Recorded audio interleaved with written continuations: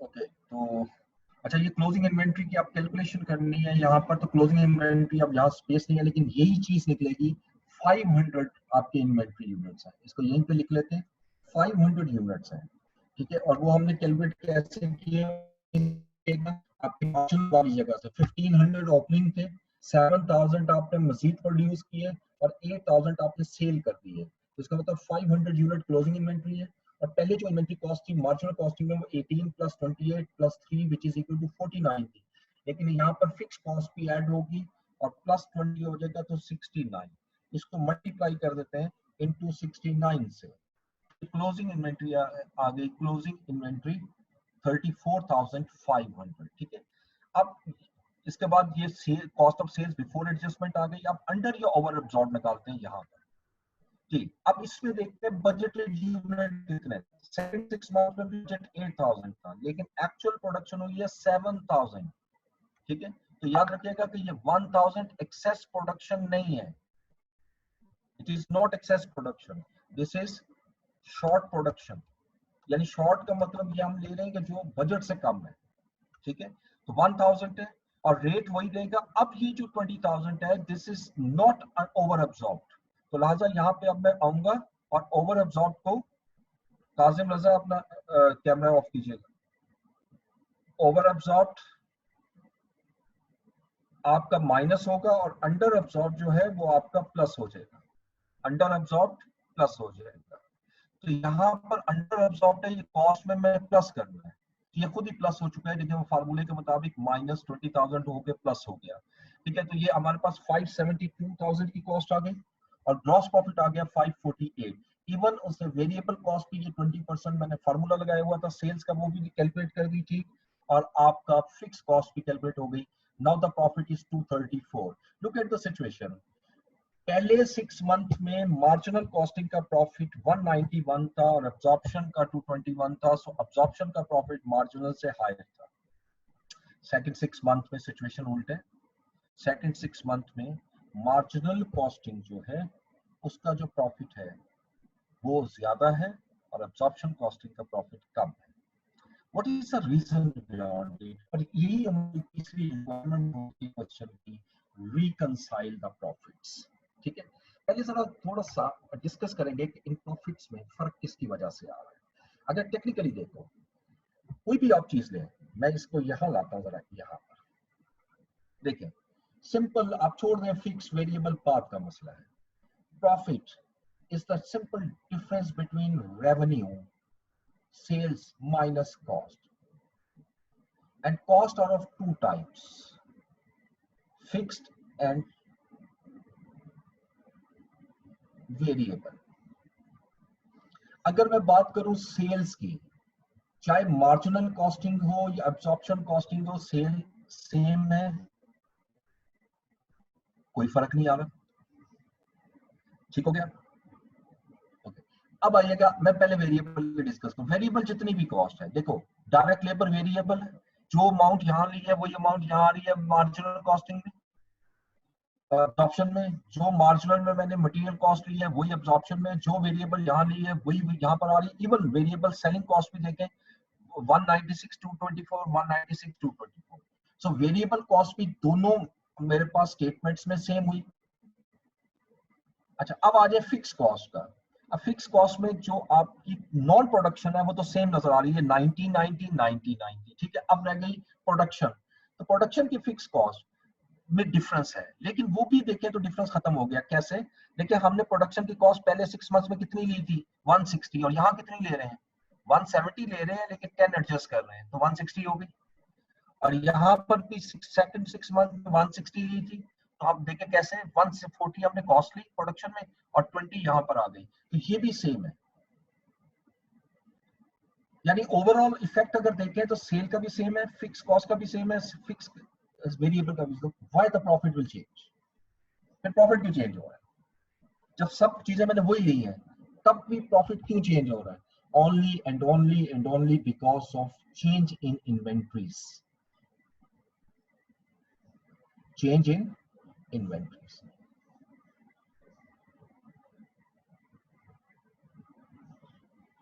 देखिए, marginal costing में जो इन्वेंट्री है उसमें सिर्फ और सिर्फ वेरिएबल प्रोडक्शन कॉस्ट होती है, प्रोडक्ट कॉस्ट। जबकि अब एब्जॉर्प्शन कॉस्टिंग में जब आते हैं तो टोटल प्रोडक्शन कॉस्ट आती है, टोटल प्रोडक्शन कॉस्ट। ये दोनों में बेसिक फर्क है, ठीक है। तो चेंज इन इन्वेंट्रीज, अगर इन्वेंट्री चेंज होगी, लेट्स से कोई भी एक स्टेटस, एक सिचुएशन बनाते हैं और सिचुएशन में देखते हैं, अगर मेरे पास ओपनिंग इन्वेंट्री जो है वो 10,000 यूनिट्स है, ओपनिंग इन्वेंट्री, और क्लोजिंग इन्वेंट्री 20,000 यूनिट्स, 21,000 यूनिट्स ज्यादा करते हैं, ठीक है। अब जरा देखते हैं, you know that in CTS opening inventory was added and closing inventory was deducted. अब जो मार्जिनल कॉस्टिंग में अगर हम इन्वेंट्री निकालें ₹3 पर तो 30,000 आएगी और क्लोजिंग इन्वेंट्री 63,000 आएगी। ये मुझे एंड तक जाने दीजिएगा और बड़े ध्यान से समझिएगा। एब्जॉर्प्शन कॉस्टिंग में आएंगे तो इसमें फिक्स कॉस्ट शामिल होने की वजह से ये कॉस्ट बढ़ जाएगी। अज्यूम करें 4 है तो ये 40,000 आ गया, और ये 4 into 21,000 84,000। अच्छा, जब मैं मार्जिनल कॉस्टिंग में सीजीएस निकाल रहा हूं तो उसमें 30,000 मेरा प्लस हो रहा है सीजीएस में और 63,000 माइनस हो रहा है। तो अल्टीमेटली कितनी अमाउंट माइनस हुई? 33,000। डन हो गया, आगे चले। जिस वक्त मैं एब्जॉर्प्शन कॉस्टिंग में आता हूं तो एब्जॉर्प्शन कॉस्टिंग में दूसरी तरफ प्लस होगी, वहां वेरिएबल सीजीएस होती है, फिक्स सीजीएस है, बस फर्क इतनी इसलिए मैं वेरिएबल फिक्स का नाम नहीं ले रहा, वो कॉस्ट में शामिल है। और क्लोजिंग इन्वेंटरी 84,000 है, माइनस होगी, तो अल्टीमेटली सीजीएस जो है एब्जॉर्प्शन कॉस्टिंग में माइनस होगा 44। जहां सीजीएस में ज्यादा अमाउंट माइनस होगी वहां प्रॉफिट हाई होगा, इसलिए यहां प्रॉफिट हायर होगा। ये पहली सिचुएशन को माइंड में रखिएगा। और अब मैं इसको अल्टीमेट रिजल्ट बता रहा हूं, जब आपकी क्लोजिंग इन्वेंट्री ओपनिंग इन्वेंट्री से इन यूनिट ज्यादा होगी, always remember profit under absorption costing will be higher. ये स्टेटमेंट लिख देता हूं, when inventory level increase, inventory level का वर्ड लिखा और लेवल यूनिट्स में होता है, इन्वेंट्री लेवल इन यूनिट्स लिख देता हूं, increases over time, then profit under absorption costing, profit under absorption costing shall be higher.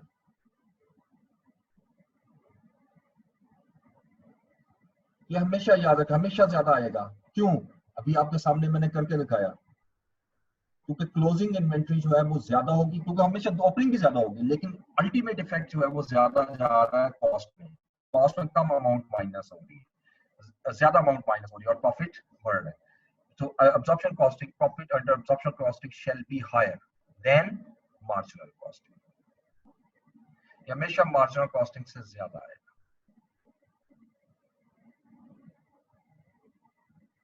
marginal costing।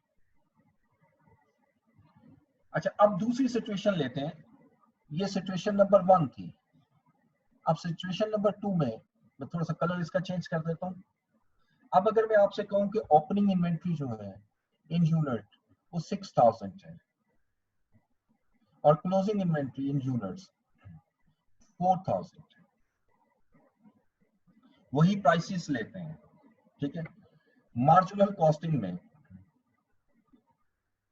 Opening inventory in rupees कितनी होगी? अगर ये प्राइस ₹3 हो 18,000 और क्लोजिंग इन्वेंट्री 12,000, और as per principal variable CGS निकालते हुए मार्जिनल कॉस्टिंग में ओपनिंग इन्वेंट्री ऐड होती है और क्लोजिंग इन्वेंट्री माइनस होती है। इट मींस कि 4,000 की कॉस्ट 6,000 की कॉस्ट मेरी सीजीएस जो है वो बढ़ रही है, यानी ओवरऑल 6000 का इफेक्ट सीजीएस इंक्रीज पर आ रहा है, यानी CGS will increase by ₹6000 due to change in inventories. So अगर मैं यही बात एब्जॉर्प्शन कॉस्टिंग के कॉन्टेक्स्ट में करूं तो सेम यही स्टेटस नजर आएगा। ₹4 अगर लें, 6 into 4 24,000, 4 into 4 16,000, इसमें 24,000 मैं प्लस करूंगा और 16,000 में माइनस कर देता हूं, तो मेरे पास 8,000 की वैल्यू आ जाती है यहाँ। यानी एब्जॉर्प्शन कॉस्टिंग में कॉस्ट ऑफ सेल्स इंक्रीज होगी 8,000 से, मार्जिनल कॉस्टिंग में कॉस्ट ऑफ सेल्स इंक्रीज होगी 6,000 से। अब चूंकि आपकी absorption costing, again absorption costing में कॉस्ट ज्यादा इंक्रीज हो रही है, तो यहाँ पर प्रॉफिट कम होगा, और प्रॉफिट फिर हायर कहाँ पे होगा? मार्जिनल कॉस्टिंग में, जहाँ कॉस्ट आपकी प्रोपोर्शनेटली इंक्रीज हो रही है लेकिन लोअर प्रोपोर्शनेट इंक्रीज हो रही है, वहां प्रॉफिट हाई होगा।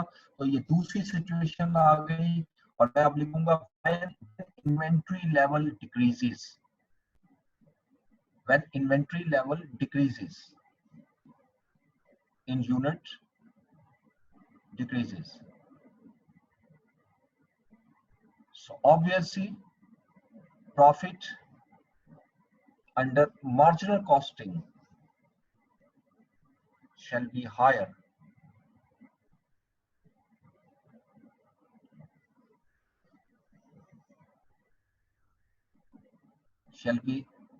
than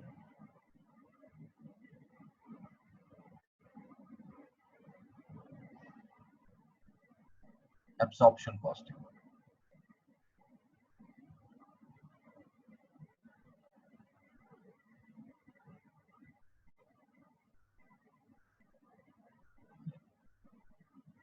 ठीक है, जहां इन्वेंट्री लेवल डिक्रीज होगा प्रॉफिट मार्जिनल कॉस्टिंग में ज्यादा होगा दैट एब्जॉर्प्शन कॉस्ट। ये दो सिचुएशन आ गई।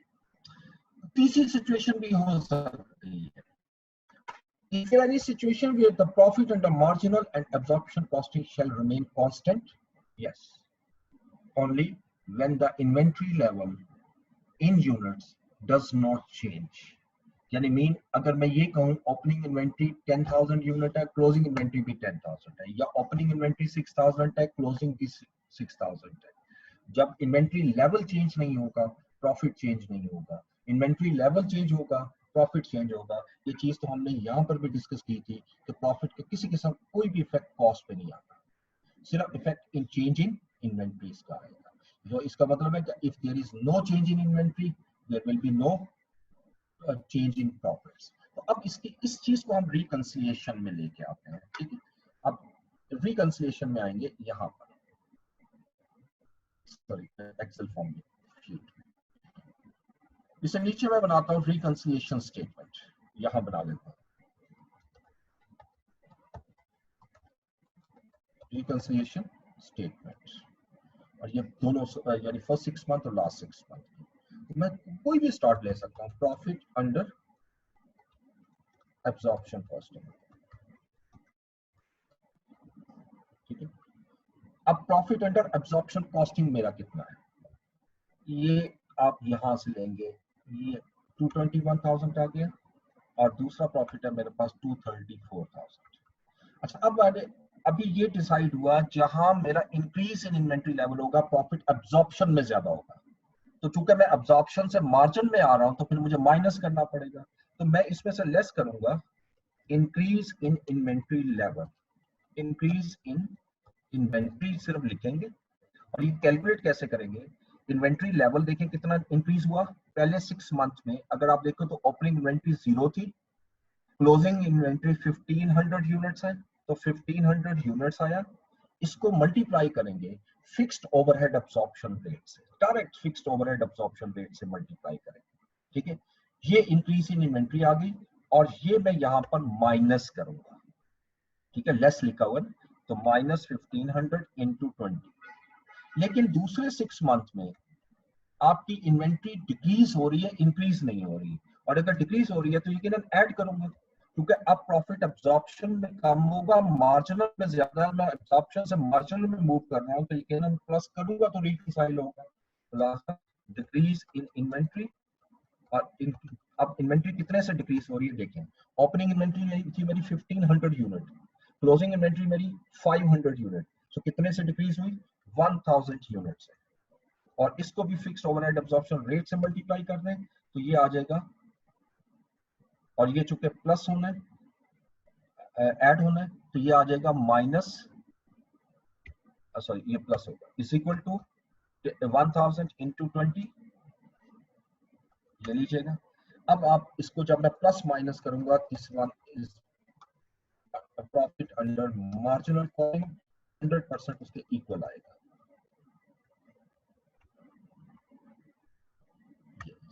ये 191 और ये 254, और ये देखिएगा ये आंसर वही है जो ऊपर आपने कैलकुलेट किया हुआ है, 191 और ये 254। और इवन इसको मार्जिनल से एब्जॉर्प्शन पे भी, एब्जॉर्प्शन से मार्जिनल पे भी जा सकते हैं, उसमें मसला नहीं है।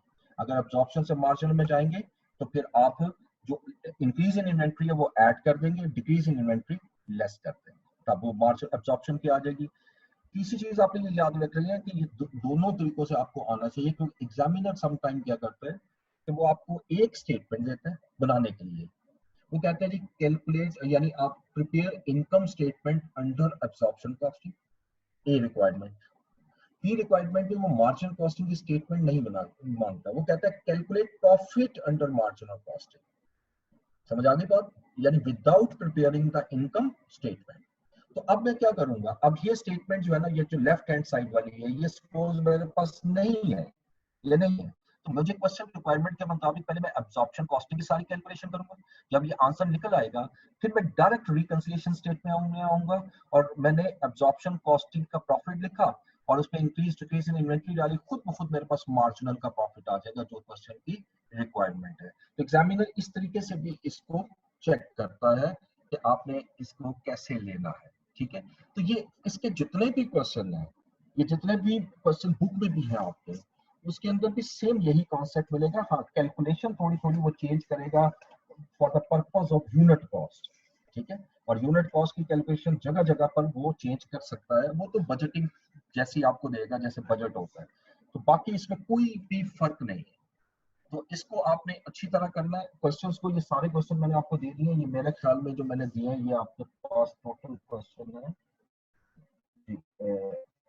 लिमिटेड पर 12 या 13 क्वेश्चन है, 11 क्वेश्चन, ये 11 क्वेश्चन है टोटल, और ये सारों में एक ही फॉर्मेट आपका यूज है, ठीक है। अब इसे आगे का थोड़ा सा हम डिस्कस करेंगे सिचुएशन, इससे पहले मैं जरा जल्दी से पहले अटेंडेंस लगाऊं, तो प्लीज जल्दी से बोलिएगा।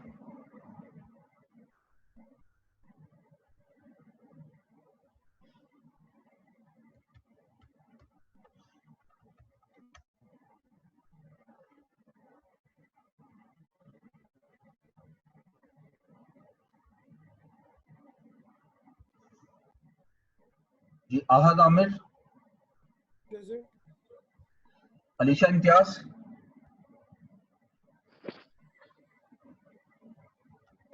Answer Shafiq, present. अरसलान जफर, असद मुनीर,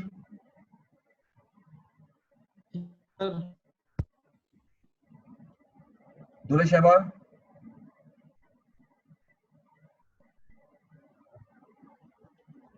ईमान तारिक,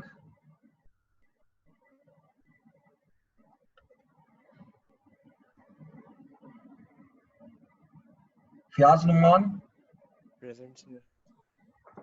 फजर अफजल, फातिमा अफजल,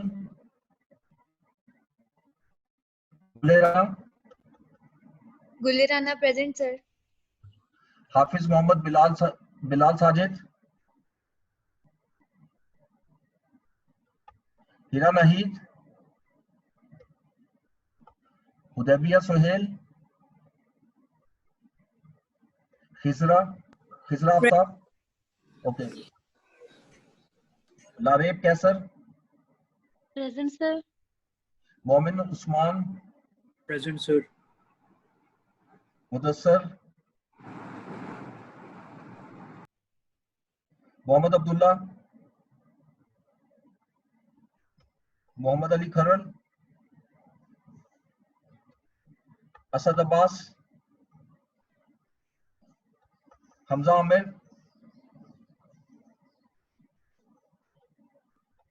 इब्तिसाम,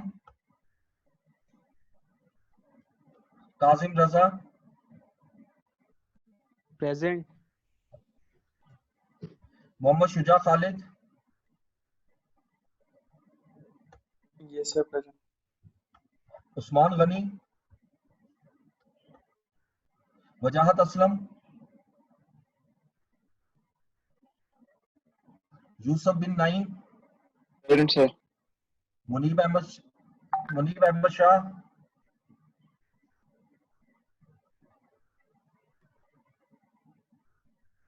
मुनीबुल हसन, प्रेजेंट सर। नवाज फखर, नुमान जावेद,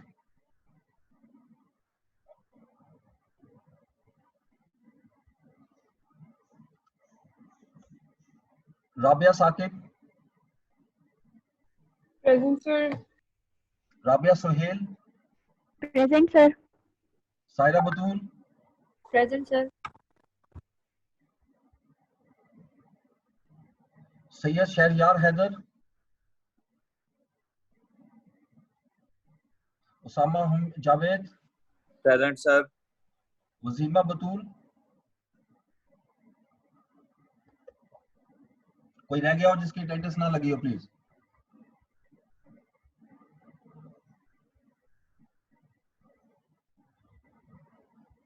चलो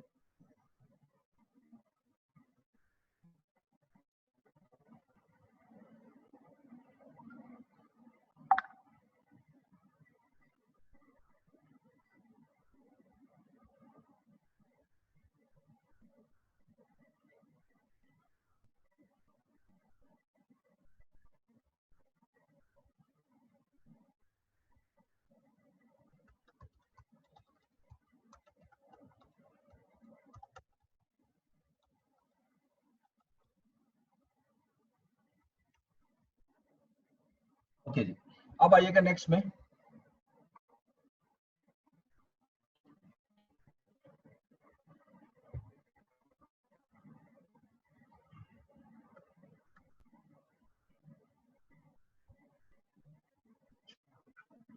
अच्छा, अब इससे के बाद जो है ना, चूंकि ये जितना हिस्सा हमने पढ़ा ये है कॉस्ट अकाउंटिंग का,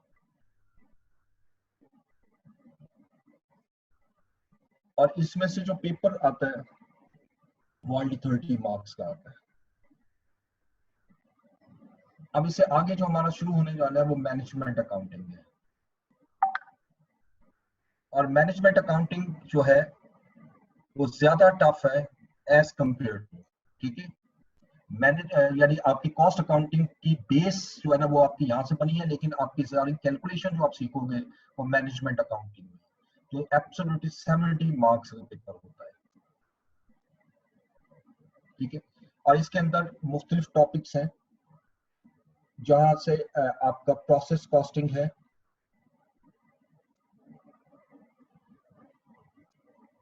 ज्वाइंट बाय प्रोडक्ट्स कॉस्टिंग है,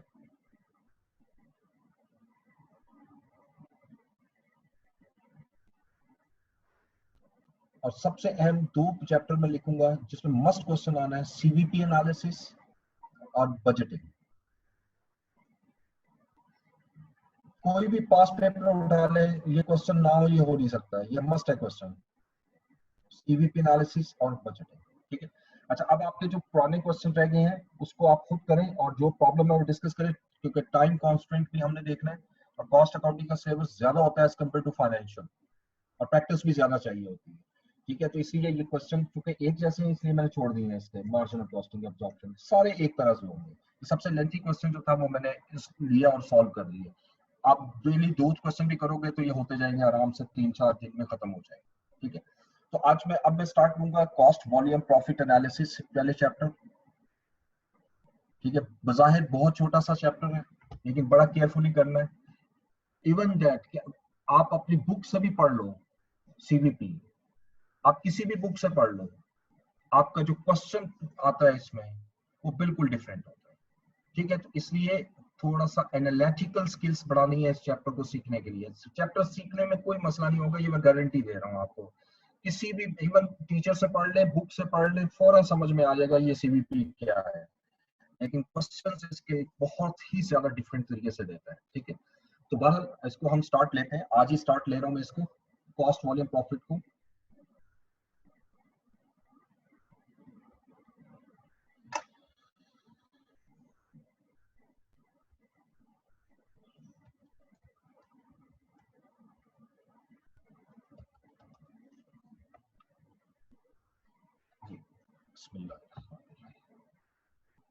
कॉस्ट वॉल्यूम प्रॉफिट एनालिसिस।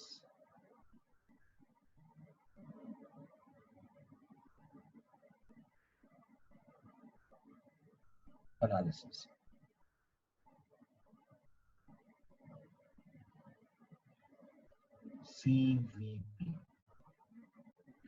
अच्छा, बेसिकली यहाँ 3 डिफरेंट वेरिएबल्स नजर आ रहे हैं आपको। The first variable is cost, second is volume and third is profit.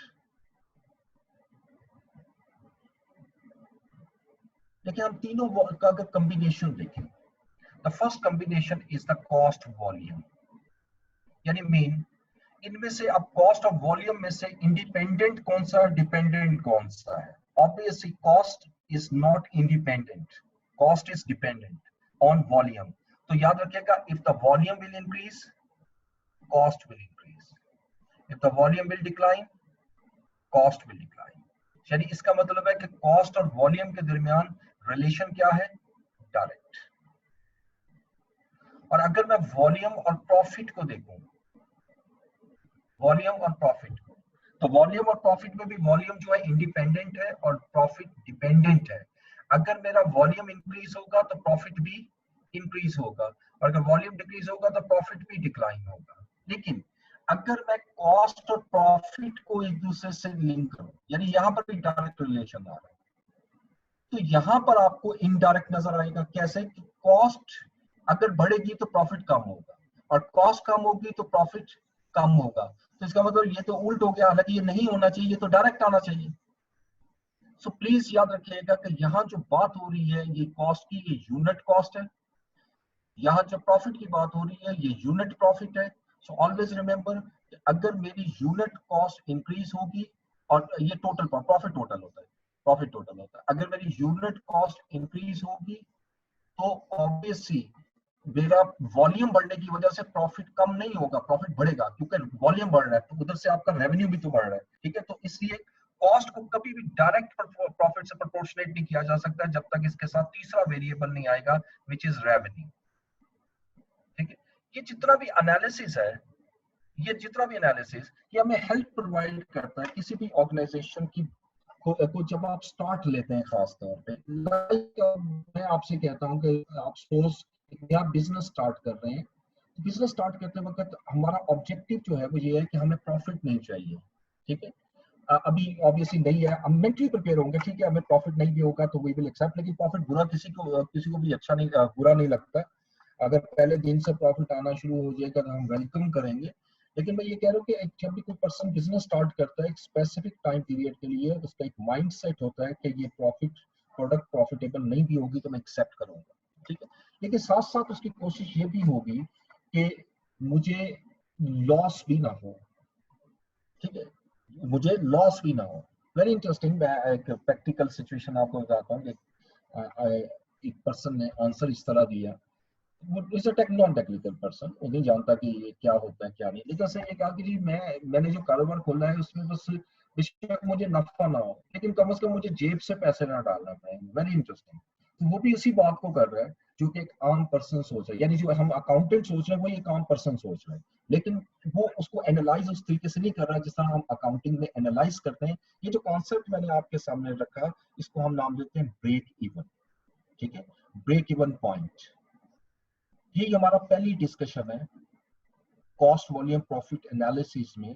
Break even sales या ब्रेक इवन पॉइंट।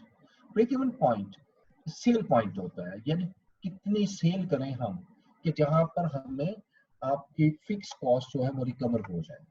ये याद रखना है आपने। अक्सर स्टूडेंट जैसे पास पेपर में एक क्वेश्चन आया थ्योरेटिकली 2 मार्क्स का कि define the break even point या describe the break even point in your own words. अब स्टूडेंट ये लिखते हैं जी break even point is the point at which there is no loss no profit. ये totally गलत स्टेटमेंट है।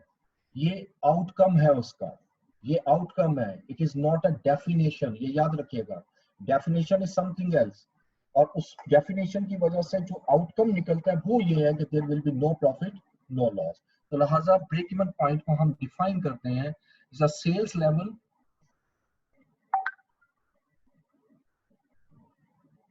at which या where company would able to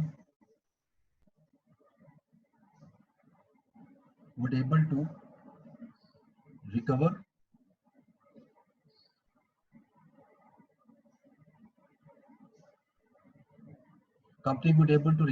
its fixed cost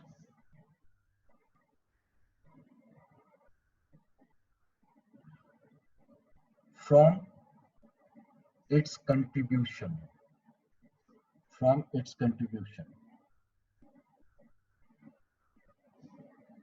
margin।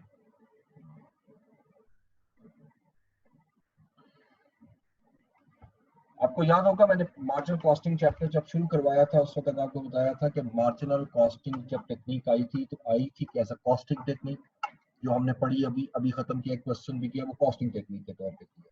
लेकिन मैंने ये भी कहा था कि वो वहां पर तो फेल हो गई, लेकिन it has become a best decision making tool. और ये आप देखिए, ये अब इससे आगे जितनी भी मैनेजमेंट अकाउंटिंग है चूंकि वो डिसीजन मेकिंग बेस करती है, तो आपने याद रखना है कि यहाँ पर हमारा कंट्रीब्यूशन मार्जिन यूज होगा, मार्जिन कॉस्टिंग के कॉन्सेप्ट में प्रॉफिट का कॉन्सेप्ट कम से कम यूज करेंगे। ठीक है, तो यहाँ पर इस पूरे वर्डिंग को गौर से देखें कि एक ऐसा सेल लेवल चाहिए जहां पर कंपनी अपनी फिक्स कॉस्ट को रिकवर कर ले। कहां से? जो वो कंट्रीब्यूशन जनरेट कर रही है from this sales. For example एक पर्सन है, मैं एक आम लेमैन की बात करता हूँ, एक स्टूडेंट है, mister A is a student, उसके अपने कुछ फिक्स्ड एक्सपेंसेस हैं,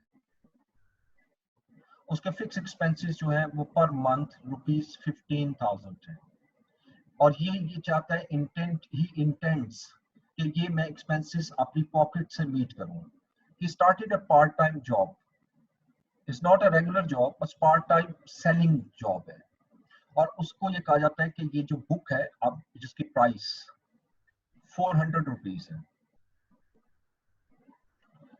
आप एक बुक सेल करोगे, यानी सेल करोगे बुक, सेल्स कमीशन आपको मिलेगी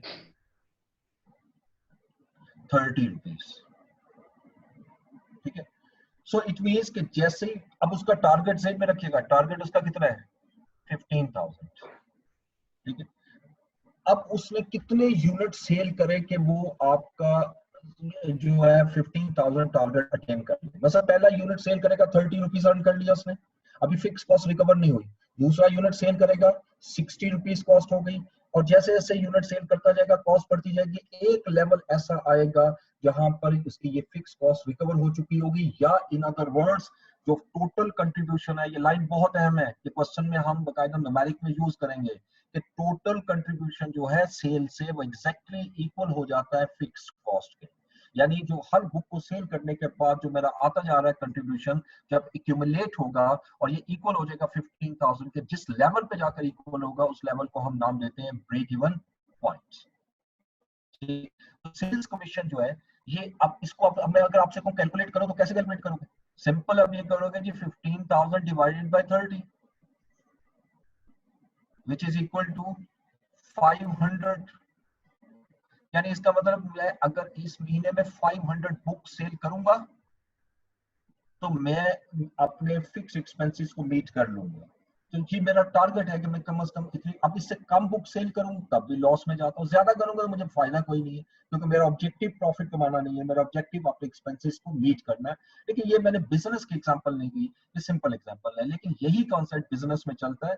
तो आपकी जो कॉस्ट है, कंट्रीब्यूशन जो है, वो होता है जो आपको मिल रहा है। देखिए अब बुक में 400 की कॉस्ट है, 370 में उसको वापस कर रहा हूँ, so इसका मतलब है कि वो मेरी कॉस्ट होगी। 400 मेरे पास आया और 370 मैंने उसको दे दिया, तो 30 मेरे पास आया, दिस इज कंट्रीब्यूशन। और हर बुक से 30 रुपीज कंट्रीब्यूशन मेरा जनरेट होगा।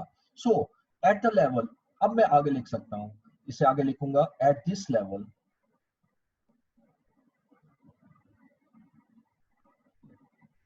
there shall be no profit, shall be neither a profit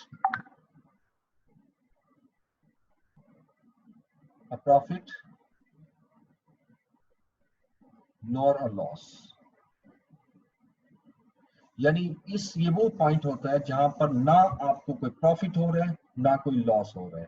अब यहाँ पर सर इसमें जो वेरिएबल कॉस्ट होती है वो कंट्रीब्यूशन मार्जिन में एडजस्ट हो रही होती है या ये कंट्रीब्यूशन बगैर वेरिएबल कॉस्ट वाला है? नहीं, कंट्रीब्यूशन वेरिएबल कॉस्ट को लेस करके करेंगे। ये वर्ड है ना कंट्रीब्यूशन मार्जिन। अभी हमने पढ़ा मार्जिन कॉस्टिंग में, what is contribution margin? Sales minus variable cost. ही वेरिएबल कॉस्ट, ठीक है। अच्छा अब यहाँ सवाल ये है, जो आपका सवाल बड़ा यहाँ पे अगर आप सवाल ये करें ना तो बड़ा जेन्युइन हो जाता है कि वेरिएबल कॉस्ट मुझे कौन सी लेनी चाहिए, क्या प्रोडक्शन की लेनी चाहिए या दोनों लेनी चाहिए, ठीक है। क्योंकि हमने कंट्रीब्यूशन अभी खत्म किया मार्जिन कॉस्ट, उसमें दो कंट्रीब्यूशन होते हैं, एक होता है ग्रॉस कंट्रीब्यूशन, एक सिंपल कंट्रीब्यूशन मार्जिन जिसको नेट कंट्रीब्यूशन है, ठीक है। मेरी एक लाइन जो मैं स्टेटमेंट बोलने लगा हूँ कॉस्ट अकाउंटिंग के पॉइंट से, मैनेजमेंट अकाउंटिंग के पॉइंट से हमेशा याद रखिएगा, डिसीजन मेकिंग पर बेस करता है कि मैंने कॉस्ट कौन सी ले। जिस चीज का डिसीजन ले रहे होते हो उससे उसके बाद वाली कॉस्ट उसका हिस्सा नहीं होती, उससे पहले वाली कॉस्ट उसका हिस्सा है। मेरा डिसीजन जो है यहाँ पर सेल्स लेवल है, प्रोडक्शन लेवल नहीं है। जब सेल्स लेवल है तो सेलिंग कॉस्ट भी शामिल होगी, ये याद रखना। तो लिहाजा यहाँ पर ये जो वेरिएबल कॉस्ट है it includes both fixed and variable. हाँ, आपको मैं ये चीज फर्दर ऐड कर देता हूँ आपके आने के लिए कि आपका सिलेबस जितना भी है मैनेजमेंट अकाउंटिंग का, उसमें ये वाहिद टॉपिक है जहां पर वेरिएबल कॉस्ट में फिक्स्ड भी प्रोडक्शन भी लेना और नॉन प्रोडक्शन, प्रोडक्शन भी लेना और नॉन प्रोडक्शन। अदरवाइज आप देखोगे कि जो वेरिएबल कॉस्ट है उसमें हम प्रोडक्शन ही ले रहे होंगे, ठीक है। वो आहिस्ता आहिस्ता हम साथ साथ डिस्कस करेंगे जैसे जैसे आगे बढ़ते जाएंगे। So please drive the formula. What would be the formula? Formula अभी आपके सामने लिखा है, दिस वन। ये फार्मूला बना, जनरल क्वेश्चन किया था। सो अब मुझे देखें, अगर मैं इस डेफिनेशन से फार्मूला बनाऊं तब भी बन जाएगा। देखिए मुझे सेल लेवल चाहिए where company would able to recover. क्या रिकवर करना है? Fix cost. मैथमेटिक्स में मैथ का रूल है, जिसको रिकवर, जो चीज आपने रिकवर करनी होती है वो हमेशा न्यूमरेटर होता है, ठीक है। यानी इसका मतलब है कि फिक्स कॉस्ट को मैं एज ए न्यूमरेटर लिखूंगा और जो बेस होती है ना मेरी, जो बेस होती है वो डिनोमिनेटर होता है। और बेस मेरी है यहाँ पर कंट्रीब्यूशन मार्जिन, तो लिहाजा यहाँ पर मैं इसको डिवाइड करूंगा contribution per unit, contribution per unit. जब मैं ये कैलकुलेट करता हूं तो यहाँ पर जो ब्रेक इवन पॉइंट आता है मेरा, वो किस में आ रहा है? नंबर ऑफ यूनिट्स में। इसका जो आंसर आएगा that will be break even point in units. Break even point in units, ये मेरा पहला फार्मूला है जो हमने इसमें यूज करना है। इस पूरे चैप्टर में 3 से 4 फार्मूले आते हैं और चारों हम स्टेप बाय स्टेप पढ़ते चले जाएंगे, ठीक है। ये मेरा पहला फार्मूला है, fix cost divide by contribution per unit, ठीक है। अब बाकी इंशाल्लाह हम अगली क्लास में डिस्कस करेंगे। अब टाइम कुछ सेकंड रह गया है, तो कोई क्वेश्चन है तो बेशक आप कर लें इस टाइम, कुछ सेकंड्स में जो हो सकता है। सर इसमें जो आपने ये कंट्रीब्यूशन वाली, उसमें प्रोडक्शन नॉन प्रोडक्शन दोनों इसमें शामिल होंगी ना?